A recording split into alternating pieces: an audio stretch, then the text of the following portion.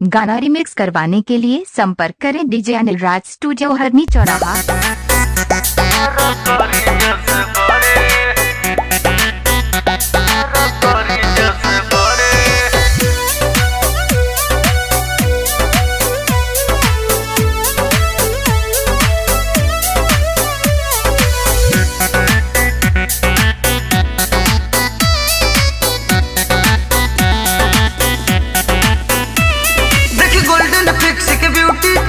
छुए के मनवा तोरे तोहर पतली कमर जब लचकेला तो कितना लगवा जरे देखी गोल्डन फिक्स के ब्यूटी तू ही छुए के मनवा करे तोहर पतली कमर जब लचकेला तो कितना लगवा जरे गोरे गोरे गोर बदनवा हमारा करी जस बारे गोरे गोरे गोर बदनवा हमारा करी जस बारे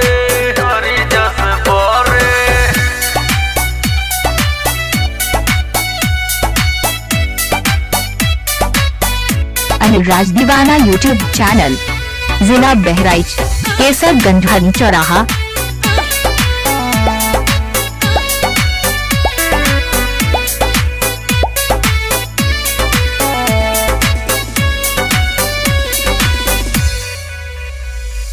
देख तो के बदरा गरजे बिजली चमचम चमकेला ओइसन सेंट लगावे लोके गोली गोली गमकेला ओइसन सेंट लगावे लोके गोली गोली गमकेला देखी तोहर हुस्न के गगरी मनवा नहीं भरे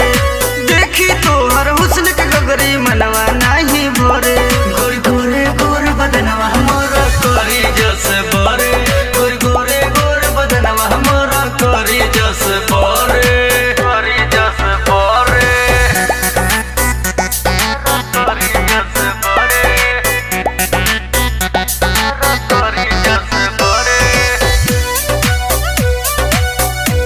नाम तो सुना ही होगा डीजे अनिल राज प्रेमी। मोबाइल नंबर है 8400 36 32 41।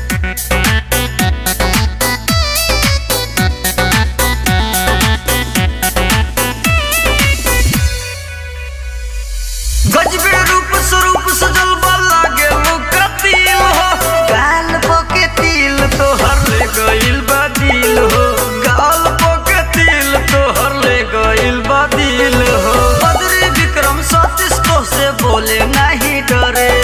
बदरी विक्रम सतीश तो से बोले नहीं डरे गोरे गोरे गोर बदनवा हमारा करी जस बारे गोरे गोरे गोर बदनवा हमारा करी जस बारे। गाना रिमिक्स करवाने के लिए संपर्क करें डीजे अनिल राज स्टूडियो हरनी चौराहा।